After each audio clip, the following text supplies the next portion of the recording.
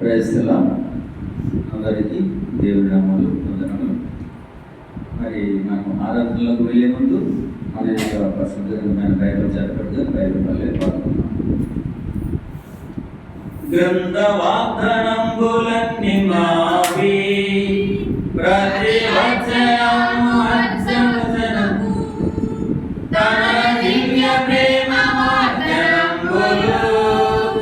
గ్రంథ వాగ్దానంబులన్నీ మావి, మరోసారి గ్రంథ వాగ్దానంబులన్నీ మావి, ప్రతి అధ్యాయము వరుస వచనము తన దివ్య ప్రేమ వాగ్దానంబులు.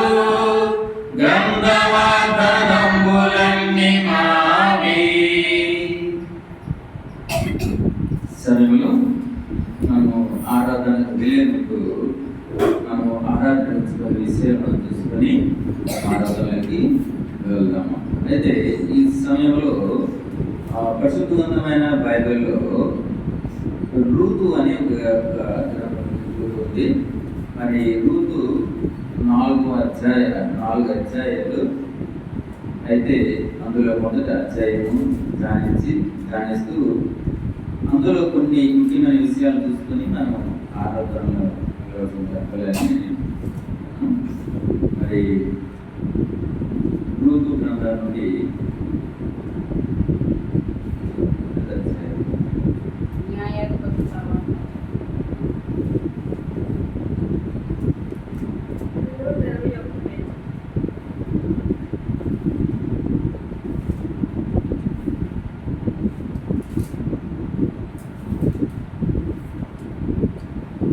మొదటి అధ్యాయంలో కొన్ని ప్రాముఖ్యమైన విషయాలు నాకు అనిపించి దాన్ని బట్టి మనం ఆరాధన చేసుకున్నాం. మరి దీన్ని బట్టి నేను ఎంచుకున్న అంశం ఏంటంటే తిరిగి లేచిన అనుభవం.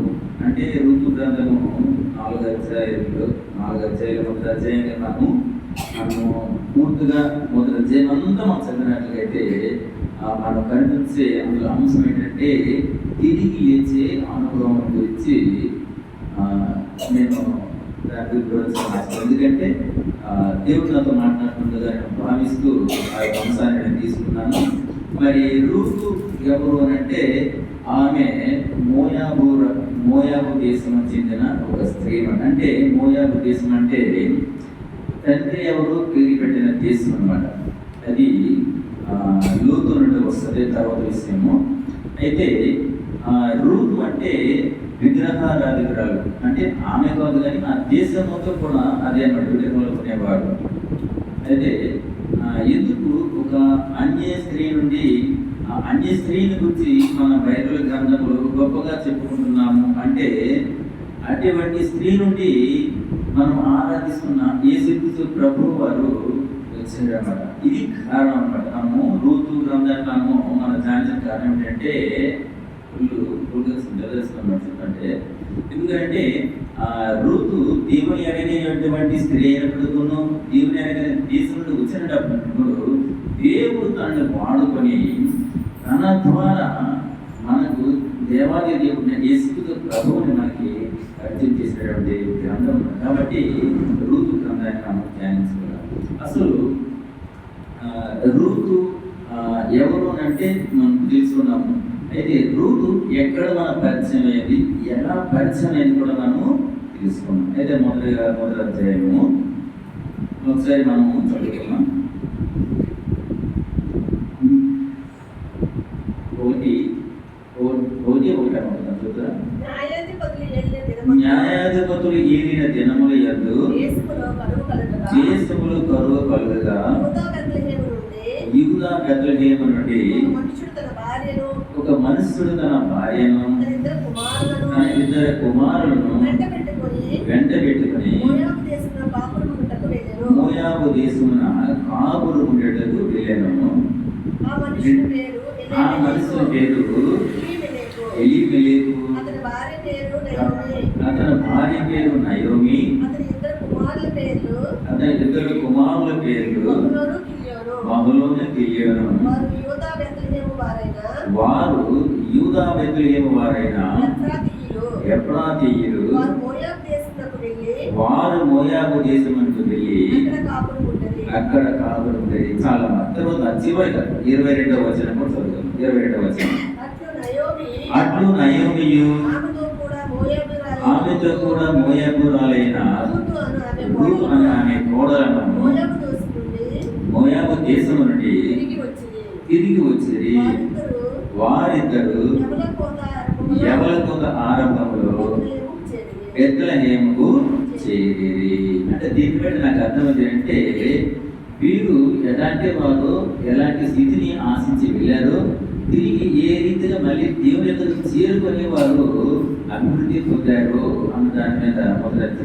అందుకే దీన్ని బట్టి ఏమంటే తిరిగి లేచే అనుభవం. మనం కూడా మనం భక్తి పరులము, మనం నిరంతరం ఆరాధన చేస్తుంటాం, దైవ కార్యక్రమాలు నిమగ్నం అవుతుంటాము. కానీ కొన్ని సందర్భాల్లో మనం లోకం వైపు చూడడం వల్ల ఏమవుతుందంటే అప్పుడప్పుడు మనం తప్పిపోయే వారిగా, పడిపోయే వారిగా, సాధారణ మనల్ని ఉపయోగించుకునే వారిగా కూడా మనం కనబడుతూ ఉంటాము. మరి అలాంటి వారు కూడా అలాంటి స్థితిలో ఉన్న మనము మళ్ళీ దేవుని వెతికి ఆయన యొక్క స్వరాన్ని విని ఆయన పిలుపు మనం లోబడినట్లయితే మనము దేవుడు కూడా మనల్ని సమృద్ధిగా వాడుకుంటాడు అనేది ఈ మొదటి అధ్యాయం యొక్క సారాంశం అన్నాడు. మొదటి అధ్యాయం యొక్క సారాంశం. అయితే ఇందులో 4 విషయాలు నాకు దేవుడు కనబర్చాడు. 4 విషయాలు. ఏంటి ఆ విషయం అంటే మొదటిది చూడండి, మొదటి అధ్యాయం 1వ వచనం.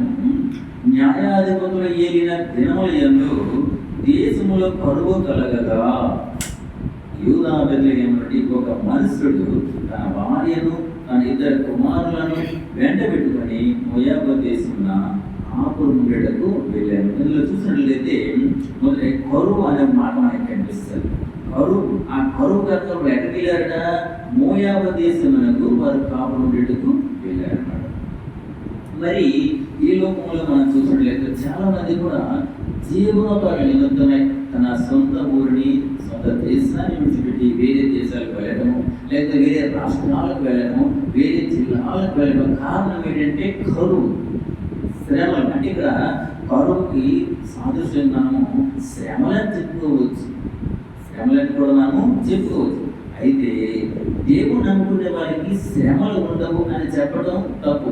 వస్తాయి, కాకపోతే అటువంటి శ్రమల నుండి తప్పించేందుకు దేవుడు సిద్ధపరచగలవాడై ఉన్నాడు. ఇప్పుడు మేము క్రైస్తవులు కదా, మాకు సమస్యలు ఉండవు, మాకు శ్రమలు ఉండవు, మాకు మాటలు అనుకోవడం కరెక్ట్ కాదు. ఎందుకంటే మీ బైబిల్ చూసుకుంటే గొప్ప గొప్ప దైవ భక్తులకి శ్రమలు తప్పలేదు. ఇవన్నీ ఏంటంటే పరీక్ష. అంటే దేవుని పట్ల వారి ఆసక్తితో, దేవుని పట్ల వారి ప్రయాసనంతో తెలుసుకున్నట్టుకే దేవుడు చూస్తున్న శ్రమలు. మరియు మనం దేవుని మరిచిపోకుండా ఉండడానికి దేవుడు అప్పుడప్పుడు చూడకమాదిరిగా మనకి ఇటువంటి శ్రమలను మనకు తీసుకొస్తూ ఉంటాడు అన్నమాట. అంత మాత్రాన దేవుడు చెడ్డవాడు కాదు. మరి మనల్ని మనము నాశనమైపోతే చూసి ఆనందించేవాడు అయితే అసలు కానే కాదనమాట.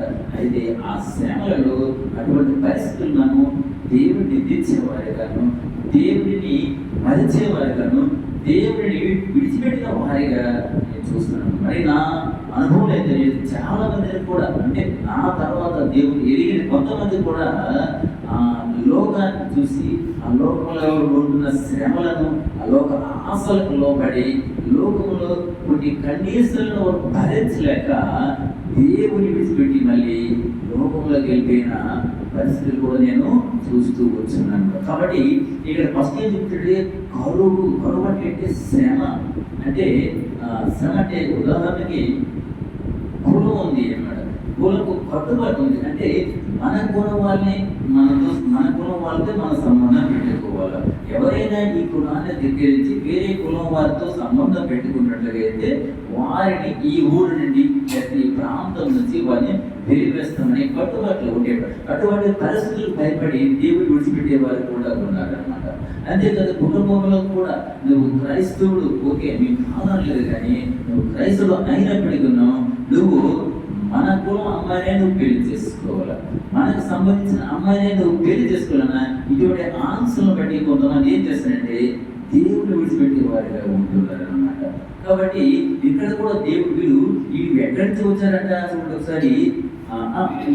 సరే, వాళ్ళు ఎవరనేది డేటా చూస్తున్నట్లయితే వాళ్ళు ఎవరు అంటే ఆ మనుషుడు ఎవరంటే ఎలీమెలెకు అన్నమాట. ఎలీమెలెకు అంటే ఎవరు? నయోమికి భర్త. మరి వారికి ఇద్దరు కొడుకులు కూడా ఉన్నారన్నమాట. ఎవరు వాళ్ళు? మాహలోను కిలియోను అని ఇద్దరు కొడుకులు ఉన్నారంట. అలా చదువుకుంటూ పోతారు. అయితే 3 చదువు. నయోమి పెనిమిటి అయిన ఎలీమెలెకు చనిపోయిన తర్వాత ఆమెయు ఆమె ఇద్దరు కుమారులను నిలిచిపెట్టి వారు మోయాబస్తీయులను పెళ్లి చేసుకునేది. వాటిలో ఒకదాని పేరు ఓర్పా, రెండవ దాని పేరు రూతు. వారు ఇంచుమించు 10 సంవత్సరాలు అక్కడ నివసించిన తర్వాత మాహలోని కిలియోను ఇద్దరు చనిపోయేది. ఆ స్త్రీ తాను కని 2 కుమారులను నేను దానాయను. చాలా 5 అంటే మొదటి అధ్యాయంలో 1 నుండి 5 వరకు మనకి ఏం చూస్తుంది అంటే శ్రమలు. అంటే వారు ఎక్కడ ఉండేవాళ్ళంటే వాళ్ళు బెత్లెహేము అనే ఊళ్ళో వాళ్ళు ఉంటూ చక్కగా దేవుని యొక్క ఏడలోనూ దేవుని యొక్క ఆశీర్వాదం పొందుకుంటూ ఉంటుండగా వారికి కొన్ని శ్రమలు తన్నాలు కరువు వచ్చింది. మనం చూసుకున్నట్లయితే మన జీవితం చూస్తే మనం ఎవరైతే దేవుని నమ్ముకుంటారో, ఎవరైతే దేవుని పట్ల విశ్వాసం కలిగి ఉంటారో, ఎవరైతే పెద్దని కనపరిచినట్లయితే తన జీవితాలను కొనసాగిస్తుంటారో అటువంటి వారికి శ్రమలు సహజం. ఆయన ఏమంటున్నారు? ఎవరైతే నా సిలువని ఎత్తుకుని నన్ను వెంబడిస్తారో వారి మాత్రమే నా కుమారులు అనబడతారు. సిలువ సాదృశ్యం అంటే శ్రమ అన్నమాట.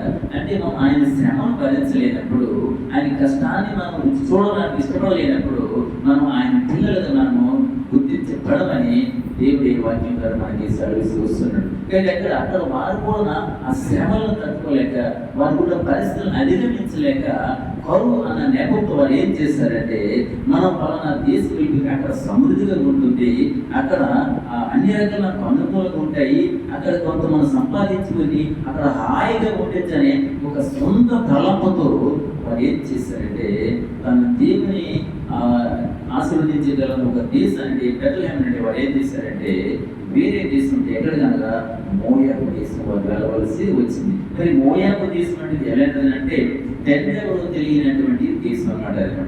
ఆ దేశంలో అక్కడ వారు ప్రజలు తినటము, తాగటము, తిరగటము, అనేక రకమైన అసభ్య కార్యాలు చేయడం. మరి ముఖ్యంగా వారు అక్కడ బాగా విగ్రహారాధికులు అన్నమాట. మరి ఆ దేశంలో మనం వెళ్ళిన తర్వాత ఒక మొదట 10 రోజులు, ఒక నెల రోజులు, ఒక సంవత్సరం మనం ఖచ్చితంగా దేవునికి భయపడుతూ దేవుడు ఎరిగే వారిగా ఉంటాం. ఇది సహజం. కానీ అలా రోజులు పెరుగుతున్నప్పుడు ఏమవుతుందంటే మన అలవాట్లు అంటే మనం దేవుని భయపడుతున్నామేమో ఆ భయానకాన్ని విడిచిపెట్టి మనం కూడా ఆ లోకంలో అంటే ఆ దేశంలో ఆ ఆచారాలకు లోబడి అక్కడ పద్ధతులకు అలవాటుపడి అక్కడ జరుగుతున్న ఆ కార్యక్రమాలు చూస్తూ సంతోషపడుతూ అక్కడ ఏంటి దేవుని నచ్చిన వారిగా మరింతగా వారిని సంతోషపెడుతూ ఆ సంతోషంలో మేము కూడా భాగస్తులు అంటూ చాలా మంది చెప్తుంటారు. ఏముందరా చెప్తారు, వీళ్ళు దేవుడు అంటారు, నరకం అంటారు, స్వర్గం అంటారు అంటుంటారా. నన్నాళ్ళు మనం ప్రతి నన్నాళ్ళు కూడా సరదాగా తిందామా, తాగుదామా, తిరుగుదామా, మనం చేయవలసినవన్నీ అనుభవిద్దామా అని చాలా మంది మాట్లాడుతూ వస్తుంటారు. అది చాలా తప్పు ప్రేరాల. ఎందుకంటే మనం మొక్కలు నాటేటప్పుడు ఏ మొక్క అయితే మనం నాటుతున్నామో ఆ పంటని మనం అనుభవిస్తాం. అలాగే ఈ లోకంలో మనం ఏదైతే చేస్తున్నామో దేవుడికి వ్యతిరేకమైన కార్యకలాపాలు దాన్ని మనము అనుభవిస్తామని దేవుడు చెప్తూ ఉంటాడు. ఇది ఆ సందర్భం కావగానే నేను చెప్తున్నాను, దేవుడు కూడా తన కుమారులు మనందరికీ తన కుమారులను తండ్రి సంతానం వచ్చిన వారు. అయితే మనలో ఈ భాషలు ఎలా వచ్చాయి, మరి వ్యత్యాసాలు ఎలా వచ్చాయి, ఈ వేరే కూడా ఏమిటంటే వీరు దేవుడిని ఆరాధిస్తూ ఏమైందంటే సొంత జ్ఞానం చేత వారి ప్రతిభను వారి విగ్రహాన్ని తయారు చేసుకుని పూజించటం, మొదలు పెట్టాము. అప్పుడు దేవునికి వారి మీద కోపం వచ్చింది, మొదలు బాధపడదు, కోపం వచ్చింది. అరే నా బిడ్డలేంటి కూడా నాకు వ్యతిరేక కార్యకలాపాలు అంటే నన్ను అడగకుండా వాళ్ళు సొంతంగా చేసుకున్నాను ఉద్దేశించి ఏం చేశాను, ఆ క్షణమే ఏం చేసినట్టే వారి మాటలని వారి భాషలను తావరణ చేసి చెరగొట్టేశారు అనమాట.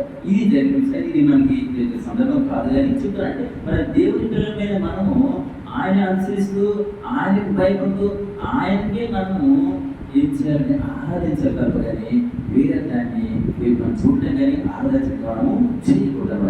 ఇక్కడ కరువు వచ్చిందని చెప్పేసి వీరు వెళ్ళకూడని దేశానికి వెళ్ళారు, చేయకూడని పనులన్నీ చేశారు. అక్కడ ఇదే సంతోషం, ఇదే స్వర్గం అనుకున్నారేమో, అన్ని అనుభవించారు. అయితే అక్కడికి వెళ్ళిన తర్వాత పాపం నయోమి భర్త చనిపోయినట్లుగా మనం బైబిల్ గ్రంథంలో మనం చూస్తూ వస్తున్నాం. సరే, భర్త చనిపోయిన తర్వాత ఇద్దరు కొడుకులు ఉన్నాయి, మహులను కిలియను, ఇద్దరు కొడుకులు ఉన్నారన్నమాట. అది ఇద్దరు కొడుకున్నారు కదా, మరి వారు పెళ్లి చేయాలంటే వారు ఏం చేశారంటే అక్కడ వారితో పరిచయం అయ్యి వారి యొక్క అక్కడ పరిస్థితులు అలవాటు పడి ఏం చేశారంటే అక్కడ వారితో సంబంధం కుదుర్చుకొని ఆ ఇద్దరు దేవుని ఆ ఇద్దరు అన్య స్త్రీని తన కొడుకునిచ్చి వివాహం చేయడం జరిగింది. ఆ ఇద్దరు కుమార్తెలు ఎవరు అనగా మొదటి ఓర్ప, రెండో ఆమె రూతు అన్నమాట. ఇద్దరు కొడుకులకి ఇద్దరు అమ్మాయిలు ఇచ్చి పెళ్లి చేసింది. ఓకే, ఇక పెళ్లి చేసిన 10 సంవత్సరాలకి ఇప్పుడు ఇద్దరు కొడుకులు మహోను కిలియను ఇద్దరు కొడుకులు కూడా మరణించడం జరిగింది. అది మనకు 5వ వచనం వరకు వస్తుంది అన్నమాట.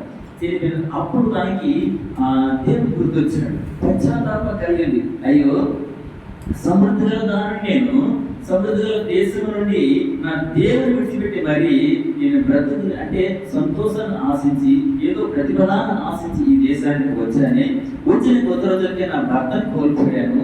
అక్కడ కొన్నసరి నా బిడ్డల్ని పెళ్లి చేసి వారి ద్వారా సంతోషాన్ని పొందుతానేమో అనుకున్నానేమో. పాపము ఆ ఇద్దరు కొడుకులను కూడా పోగొట్టుకునే పరిస్థితి వచ్చింది. అప్పుడు మనకి పశ్చాత్తాపం కలిగింది. దేవుని వెతకాలని, దేవుని మాటలు వినాలని, దేవుడితో తను నడవాలని ఆలోచన కలిగింది. అయితే కలిగింది కాబట్టి మన జీవితంలో మనం కూడాను అంటే ఒకవేళ మనం దేవుని ఎరిగిన స్థితిలో ఉండి ఆ లోక ఆశలకు లోపడు లేదా లోకంలో ఉన్న కొన్ని ఇంటికి మనం భయపడి ఉన్నాము, దేవుని అవమానపరిచేవాడిగా అయితే దేవునికి మనము ఆ చెడపెట్టి ప్రవర్తిస్తున్నాము. ఒకసారి మనలో చర్చిస్తున్నాము, చర్చకోవాల్సిన బాధ్యత మనకు. అందుకన్నాడు అక్కడ కరువు అంటే ఇక్కడ శ్రమ, మనకి శ్రమలు అంటే పూర్వమైన శ్రమ మనకు రావచ్చు, లేకపోతే మనకి ఏదైనా మనకు అనుకూలం లేనిది మనకి మనం వెంబడించేస్తుంది. అప్పుడు మనకి బాధ అనిపిస్తుంది, దుఃఖం అనిపిస్తుంది, ఆరోగ్యం ఎందుకు ఈ భక్తులు అనిపిస్తుంది, చనిపోతే బాగుంది అనిపిస్తుంది. ఇలాంటి ఆలోచనలతో చాలా మంది కూడా చనిపోవడం మనం చూస్తున్నాము. అలా చనిపోవడం కూడా పాపమే అన్నమాట. అంటే దేవుని చిత్తం ఏదో అది జరిగితే న్యాయం తప్పు, కానీ నా ఇష్టము నేను చనిపోతున్నాను కూడా అది కూడా నరకానికి తీసుకెళ్ళి వస్తుంది. ఇక్కడ మొదటి మనం ఏం చూస్తున్నామంటే కరువు మనం చూస్తున్నాడు. మొదటిది కరువు వచ్చిందని చెప్పేసి ఆయన మనం కూడా అటువంటి పరిస్థితులు మనం ఎదురైన వారు అయితే మనం కూడా ఆ యొక్క కరువుని, ఆ యొక్క పరిస్థితుల్ని దేవుని ముందు పెట్టి మనం ప్రార్థన చేసే ప్రభావ నాకు సమస్య వచ్చింది, చిత్తం మీద దాన్ని లయపరచండి అంటూ మనం దేవుని ప్రార్థిస్తూ మనం ఆరాధించేవారిగా మనం ఉండాలన్నమాట. ఈ రెండోది మనం చూసినట్లయితే చూడండి, 1వ అధ్యాయము ఇప్పుడు 6వ అధ్యాయం 6వ వచనం, 6, 7, 2 వచనం చదువుతున్నాను. వారికి ఆహారం ఇచ్చుటకు యెహోవా తన జనులను దర్శించనని ఆమె మోయాబు దేశములు వినను కనుక మోయాబు దేశం విడిచి వెళ్ళుటకై ఆమెయు ఆమె కోడలను ప్రయాణమైరి. అప్పుడు ఆమె ఉన్న స్థలం నుండి ఆమెతో కూడా ఆమె ఇద్దరు కోడలు బయలుదేరి యూదా దేశం తిరిగి పోగానే వెళ్ళిచుండగా చాలు. ఇక్కడ ఏముందంటే ఇక్కడ రెండోది, మొదటిది కరువు వచ్చింది. ఆ కరువుని దృష్టిలో పెట్టుకొని వచ్చి వెళ్ళి తన కుటుంబాన్ని పోగొట్టుకున్నట్టు మనం చూస్తున్నాము. రెండోది ఏంటంటే దేవుని మాట వినట్టుగా మనకి కనబడుతుంది. ఏంటో దేవుని మాట వినడం అంటే ఆమె మోయాబు దేశంలో వినేను అంటే ఏంటిది, యెహోవా తన జనులను దర్శించిన మాట. యెహోవా దేవుడు తన ప్రజలని ఆదరిస్తున్నాడని, వారికి సమృద్ధిగా మేలు కలుగు చేస్తున్నాడని, తన బిడ్డలను చేర్చుకుంటున్న విషయాన్ని తను మోయాబు దేశంలో నయము వినటము చూస్తున్నాడు.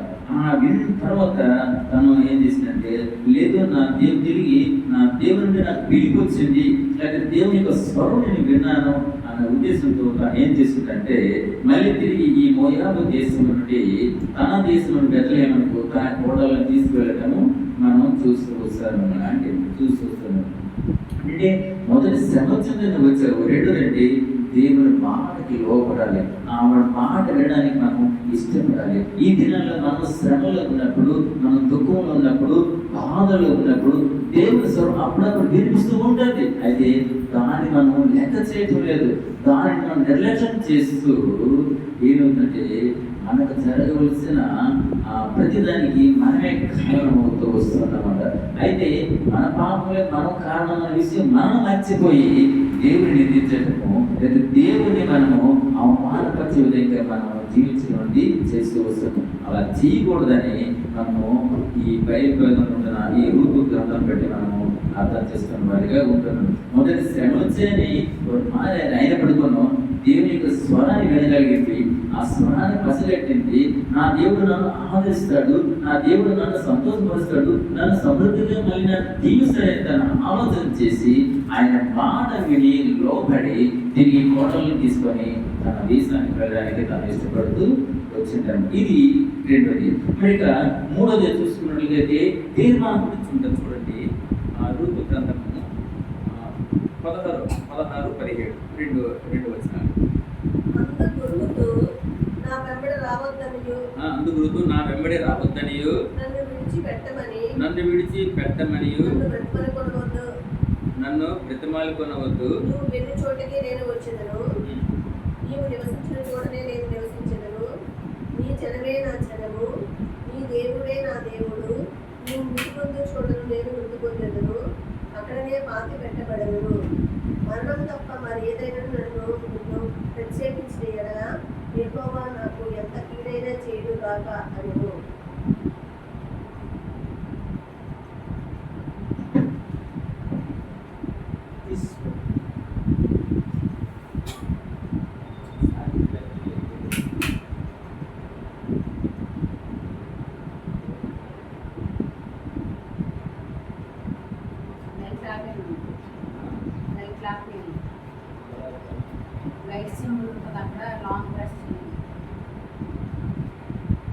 FM tuner. Line in. Light symbol.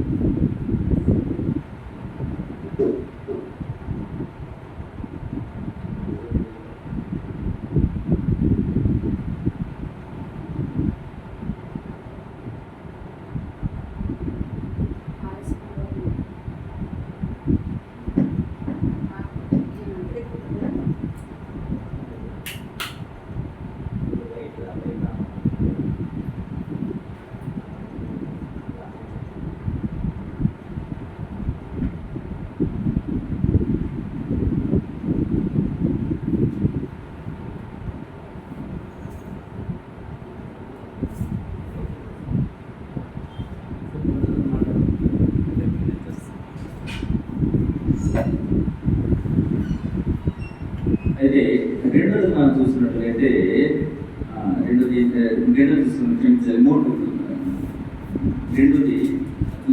మూడోది మనం చూసినట్లయితే తీర్మానం గురించి ఇక 1:16-17 వచనాలు ఉన్నాయి. ఏమిటంటే అందులో రూతు అంటుంది, నా వెంబడ రావద్దనియు నన్ను విడిచిపెట్టమనియు నన్ను బ్రతిమాలు కొనవద్దు. నీవు వీళ్ళు చోటకే నేను వచ్చేదను, నీవు నివసించిన చోటకే నేను నివసించదను. ఈ జనమే నా జనము, ఈ దేవుడే నా దేవుడు. నీవు మృతి పొందు చోటను నేను మృతి పొందేదను, అక్కడ నేను పారిపెట్టబడదను. మరణంతో మరి ఏదైనా నిన్ను నన్ను ప్రత్యేకించిన ఎడల యెహోవా నాకు ఎంత కీడైనా చేయనుగా ఆయనను. అంటే ఇక్కడ ఆ ఇద్దరి కోడలను తీసుకుని వెళ్తున్నప్పుడు తన కోడలతో తన అత్త అయిన నయ్యను చెప్తుంది, అమ్మ మరి మీరు మీ యొక్క దేశంలో ఉండి మీ కలవరికి వెళ్ళిపోండి, మళ్ళీ పెళ్లి చేసుకోండి, మీరు హాయిగా ఉండండి. మరి నాకు భర్త లేనప్పటికీ కుమారుడు లేనప్పటికీ దేవుడు నన్ను ఎలాగైతే ఆశీర్దిస్తున్నాడు, మరి మిమ్మల్ని కూడా దేవుడు ఆశీర్దిస్తాడు కనుక మీరు వెళ్ళిపోండి అన్నప్పుడు వారు ఏం చేస్తారు? ఏడుస్తూ లేదంతా మేము మీరాగే ఉంటాము, ఏదో వస్తాం అన్నప్పుడు వారికి వివరించి చెప్తుందన్నమాట. ఏమనంటే నేను ఇప్పుడు మళ్ళీ బిడ్డలు కనడానికంటే నాకు మీకు వేరే బిడ్డలు లేరు, ఇప్పుడు మళ్ళీ బిడ్డలు కనడానికి నా వయసు సహకరించడం నా వయసు అయిపోయింది. ఒకవేళ నమ్మకం వచ్చి నేను మళ్ళీ పెళ్లి చేసుకున్నా సరే నాకు బిడ్డలు పుట్టేటప్పుడు మీరు అలా ఉంటారా? అది కరెక్ట్ కాదమ్మా, మీరు వెళ్ళుకున్నాను తను అర్థమయ్యేలాగా ఆ కోడల్ని చెప్తూ వస్తుందన్నమాట. అప్పుడు ఆ పెద్ద కోడలు ఏం చేసినట్టే ఓర్ప తన అత్తను ముద్దు పెట్టుకొని తన కన్నవారింటికి ప్రయాణం అయిపోతున్నప్పుడు తన రెండో కోడలు రూతు మాత్రము అత్తను విడిచిపెట్టగా తను చెప్తున్న మాటలే ఇక్కడ 16 వచ్చిన నుండి 16 వచ్చినట్టు అంటే ఏముంటుంది? అత్త నీ వెంట నుండి రావద్దని చెప్పొద్దు, నన్ను వండుకోమని చెప్పొద్దు, నేను నీతో వస్తాను, నీ దేవుడే నా దేవుడు, నీ ప్రజలే నా ప్రజలు, మరి నీ కుటుంబమే నా కుటుంబము, మరి నీతోనే ఉంటాను. అంటే నిన్ను నన్ను మరణం తప్ప మరి ఏది కూడా విడదీయడానికి వశం కాదు అంటూ తను ప్రమాణం చేస్తూ ఆవేదనతో మాట్లాడుతున్నప్పుడు అప్పుడు నయం ఏం చేసింది?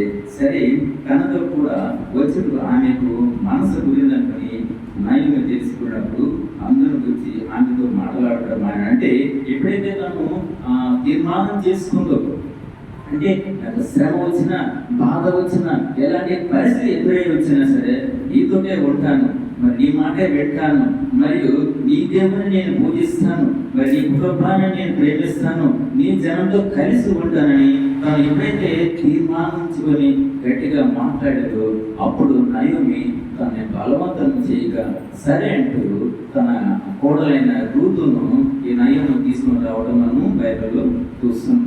అంటే ఇందులో మనకి ఏం తెలుస్తుందంటే తీర్మానం. మనం కూడా మన ప్రభాని దేవుని ఎదిగి లోకాన్ని చూసి పడిపోయాను, అయినా మీ పిలుపు విని తిరిగి మీ వద్దకు నేను వస్తున్నాను ప్రభా. ఇక నా ఇటువంటి పరిస్థితి ఎదురైనా, ఎంత కష్టం వచ్చినా, నాకు ఎన్ని సమస్యలు వచ్చినా సరే విడిచిపెట్టాను ప్రభా, నీతోనే ఉంటాను, నీ మాటే వింటాను, నేను ఏ పని చేసినా మీ ముందు పెడతాను ప్రభా అనే ఒక తీర్మానము ఇందులో మనకి కనబడుతూ వస్తుందన్నమాట. మనం ఆలోచించే మనము మనకి విషయాలు మనం గమనించాలి. మొదటి మనకి సమస్యలు వస్తాయి, కరువు వస్తాయి, ఇబ్బందులు వస్తాయి, ఎటువంటి పరిస్థితులు ఉన్నా సరే మనం దేవుని విడిచిపెట్టిన వారిగా ఉండాలి. ఒకవేళ మనం పడిపోయామా, దేవునికి దూరం అయిపోతున్నామా, అటువంటి పరిస్థితుల్లో ఈ దేవుని స్వరం మనకి వెలువడుతున్నప్పుడు ఆ స్వరాన్ని ప్రేమించి అటు తిరిగి మళ్ళీ మనం దేవుని మనం వెంబడించినట్లయితే దేవుడు కూడా మనల్ని సమృద్ధిగా మనం దీవించిన వాడిగా ఉంటాడు. అటువంటి పరిస్థితులు మనం తీర్మానం కలిగి ఉండాలి. నాకు ఎటువంటి సమస్యలు వచ్చినా, ఎన్ని ఇబ్బందులు వచ్చినా ఆ దేవుని విడిచిపెట్టాను, నేను బ్రతికితే పౌరులు ఒక తీర్మానం ఉండాలి, నేను బ్రతికితే దేవుని కొరకే బ్రతుకుతాను, నేను చనిపోయినా సరే దేవుని కొరకే నేను చనిపోతున్నా. అటువంటి తీర్మానం కలిగి మన జీవితంలో అటువంటి తీర్మానం మన జీవితంలో ఉండాలని ప్రభు బిడ్డ మనం చేస్తున్నాం. కాబట్టి ఇక్కడ ఈ రూపుతున్నాములు ఇప్పుడు 3 విషయాలు మనము చూస్తున్నాం. చివరిగా సమృద్ధి అనే విషయం మనం చూడండి. చివరిగా 22వ వచనం, అట్లు నయోమియు ఆమెతో కూడా మోయాబీయురాలైన రూతు అను ఆమె కోడలను మోయాబు దేశం నుండి తిరిగి వచ్చి వారిద్దరూ యవల కోత ఆరంభంలో బెత్లెహేముకు చేరిరి. ఇక్కడ చూడండి, యవల కోత అంటే ఆ దేశంలో అప్పట్లో వాడబడిన మాట అన్నమాట. యవల కోత అంటే మరి మన దేశంలో చూసుకున్నట్లయితే ఇప్పుడు ఇప్పుడు ఏదైనా కొంచెం డబ్బుల విషయం వచ్చినప్పుడు ఇప్పుడు ఇంట్లో సెల్బంధు ఉంది, పనులు లేవు, టైట్ తీసుకుని ఎక్కడ పనులు లేవు అని అంటుంటాము. కానీ ఎప్పుడు నన్ను సంతోషపడతామంటే ఎగ్జాంపుల్ జీడిపికల కార్మికులు వారు బడ్డీలు ఆగి మళ్ళీ స్టార్ట్ చేస్తున్నప్పుడు ఆనందపడతారు. మనం బడ్డీలు స్టార్ట్ చేశారు కాబట్టి మనకు మంచి ఆదాయం వస్తుంది. లేకపోతే రైతులు ఇప్పుడు మన కోతలు మనం స్టాప్ చేస్తాం అంటే పంట బయటకు వస్తుంది కాబట్టి ఆ పంట ఇంటికి వచ్చి ఆ యజమానులు కానీ ఆ పంట అందించి ఆ పని వారు కూడా ఆశపడతారు. అంటే నాకు పని మా చేతిలో పని దొరుకుతుంది అంటే మాకు కడుపుకి గిన్నె దొరుకుతుంది అని సంతోషపడతారు అన్నమాట. అది అంటే అంటే దేవుడు వారికి ఇచ్చే సమృద్ధి అనమాట. అంటే మన పని అంటే ఇన్నాళ్ళంతా పని లేకుండా ఉన్నావేమో, ఇన్నాళ్ళంతా కూడా ఆ పని కోసం వెతుకు వ్యవసాయానికి పోయావేమో, ఇప్పుడు దేవుడు నేను జీవించినట్టు నేను అభివృద్ధి ఉన్నప్పుడు నేను సమృద్ధిగా తీర్చిదిద్దుకు నీకు పనిని దేవుడు నీకు అప్పగించాడు, నీకు పనిని దేవుడు నీకు కల్పించాడు. వారు కూడా అంటే తన సమృద్ధిగా వెళ్ళింది పిలిచిన సమయంలో తనప్పుడు తన బంధువులంతా పలికిస్తారు, నువ్వు ఎవరు నయోమి కదా, ఆ నయోమి ఆ బాధను ఇచ్చి వెళ్ళమని అడిగినప్పుడు అంటే నన్ను నయమని పిలవద్దు, నన్ను నయమని పిలవద్దు, నన్ను మహారాన్ని పిలవండి అని ఆమెతో మాట్లాడటం మనం చూస్తుంటాం. అర్థం ఏంటంటే నయోమి అంటే అర్థం ఏంటంటే మధురము, అంటే నేను మధురంగా ఉండి మధురంగా నేను వేరే దేశాన్ని వెళ్ళాను. మహారా అంటే చేదు ఎప్పుడు తిరిగి వచ్చాను అంటే రిక్తునాలుగా, అంటే నేను అభివృద్ధి అంటే నేను అభివృద్ధిగా ఉండే వ్యక్తి, నేను సమృద్ధిగా ఉండే వ్యక్తి, నేను అక్కడ వెళ్ళి తిరిగి రిక్తులుగా ఏమీ లేని పెదరాలిగా నేను తిరిగి వచ్చేసాను. అటు దేవుని కూడా అంటే దేవుని కూడా తాను కాస్త బాగుపడేటట్లుగా మన వాక్యం చూస్తూ వస్తున్నాను అన్నమాట, చూస్తున్నాను. కాబట్టి ఆవిడ నాకు దేవుడు ఎప్పుడైతే పిలిపించంటే నువ్వు రా వస్తే నీకు సమృద్ధిగా నేను సమృద్ధిగా ఆస్వాదించంటే నీకు పని నేను కల్పిస్తున్నాను. నీకు పనిలో చేసి అంటే ఇప్పుడు ఏ పని లేకుండా ఉన్నావేమో నీకు పని కల్పిస్తున్నాను. ఇక్కడ చూడండి, ఇక్కడ ఇద్దరు ఎవరి కోత అంటే కోతల సమయం మన భాషలో చూసుకోవాలనుకుంటే ఈ లోకంలో మాట్లాడితే కోతల సమయం అంటే పని సమయంలో.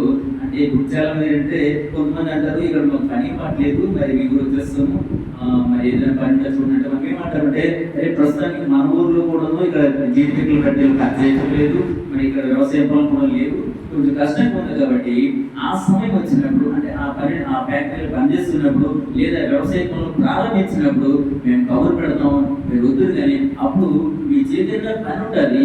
ఆ పని సందర్భంగా మీరు తృప్తిగా మీరు అభివృద్ధి పొందుతారు అని ఉద్దేశంలో చాలా మంది మనం ఆహ్వానిస్తూ వస్తుంటాం. ఇక్కడ కూడా దేవునికి ఆహ్వానం ఏంటంటే మీరు ఏ సమయం ఆహ్వానించారంటే ఇక్కడ కోతలకు సమయం అయింది అంటే ఇక్కడ ఏమిటంటే పని కొద్దుగా ఉంది, ఇక్కడ పని కొద్దుగా ఉంది అంటే పంట అయితే విస్తారంగా ఉంది కానీ కోసేవారు లేదు.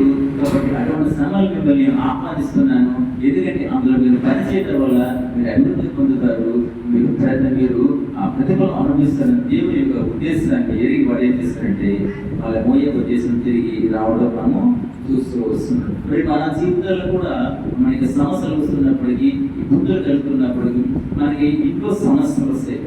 అంటే ఆ కులం విషయాలు అయితేనేమి కానీ, లేకపోతే సంఘపరంగా లేకపోతే కొన్ని నియమ నిబంధనల పట్ల అయితేమి మనకి సమస్యలు వస్తున్నప్పుడు మనం ఏం చేయాలంటే దేవుని మనం అవమానించక మనం కష్టాలైనా నేను ప్రేమిస్తాను కానీ దేవుని విడిచిపెట్టాననే ఒక తీర్మానంతో ఉండి మళ్ళీ దేవుని పిలుపు ఎప్పుడైతే మనకు వినబడుతుందో వెంటనే మనం దేవునికి లోబడి ఒక తీర్మానం కలిగి ఉండాలి. నాకు ఎన్ని శ్రమలు వచ్చినా, ఎన్ని కష్టాలు వచ్చినా నేను నా దేవుని విడిచిపెట్టాను. నాకు ఏదైనా సమస్య ఉంటే అది దేవునికి అప్పగిస్తాను, ఆయనకి ఇష్టమైతేనే నన్ను బాగు చేస్తానని ఒక తీర్మానంతో మనము మా దేవుని యొక్క మనం తిరిగి చూడాలి. ఎప్పుడైతే మనం అటువంటి తీర్మానంతో మనం దేవునికి వస్తామో దేవుడు మనకి అభివృద్ధి అయితే మనకి కావాల్సినది కూడా దేవుడు మనకి సమకూర్చే దేవుడు. ఇప్పుడు కూడా మనం సంతోషంగా ఉండాలని, మనం బాగుండాలని కోరుకున్న దేవుడు, కానీ మనము ఆ పాడైపోతే చూసే దేవుడు అసలు కానీ కాదు. కాబట్టి ఈ ఆరాధన సమయంలో మనం జ్ఞాపకం చేసుకున్న అంశాలు ఏంటంటే సాధారణంగా మనం ఆరాధన ఎలా చేస్తామంటే ప్రభా నాకు వివాహం జరిపించావు, నీకు వందనాలు, లేదా నాకు బిడ్డలు ఇచ్చావు, లేదా నాకు ఉద్యోగాలు ఇచ్చావు, నా సమృద్ధిని ఇచ్చావు. ఇది కాదు ఆరాధన అంటే దేవుడు గమనించాం. ఆయన అంటే ఆయన ఎలాంటి వాడు, ఆయన స్వభావం ఎలాంటి, అటువంటి స్థితిని నేను ఎందుకు పొందుకోలేకపోతున్నాను, అటువంటి స్థితిని నేను ఎందుకు వెళ్ళలేకపోతున్నాను, నేను ఎందుకు జారిపోతున్నాను అని ఆలోచన చేస్తూ ఆయన యొక్క స్వభావాన్ని ఆయన ప్రత్యక్షంగా మనం ఎరిగిన వారిగా ఆయన మనం ఆలోచిస్తున్నాం. నిజంగా మనకి వాక్యం మనకు అర్థమైంది. మనకు ఈ రూపు గ్రంథంలో మొదటి అధ్యాయం మనకు అర్థమైనది. మనం తప్పకుండా ఆరాధించడంలో ఉండలేము. ఎందుకంటే మొదట వారికి శ్రమ వచ్చినా కరువు వచ్చినా సరే అంటే అక్కడ వారు దేవుని విడిచిపెట్టేవారు, కానీ మనమైతే దేవుని విడిచిపెట్టే వారిగా ఉండాలని, ఒకవేళ మనం విడిచిపెట్టే స్థితిలో ఉన్నప్పుడు కూడా దేవుని పిలుపుకు ఎదురు చూస్తూ ఆయన పిలుపుకు లోబడి మనకు వెళ్ళినట్లయితే, అటువంటి తీర్మానం కలిగినట్లయితే దేవుడు మనల్ని సమృద్ధిగా మనల్ని వాడుకుంటాడని దేవుని ఆ వాక్యాన్ని మరోసారి జ్ఞాపకం చేస్తున్నాను. కానీ మనం కూడా అటువంటి తీర్మానంతో అటువంటి ఉద్దేశం కలిగి అంటే మన శ్రమ వచ్చినా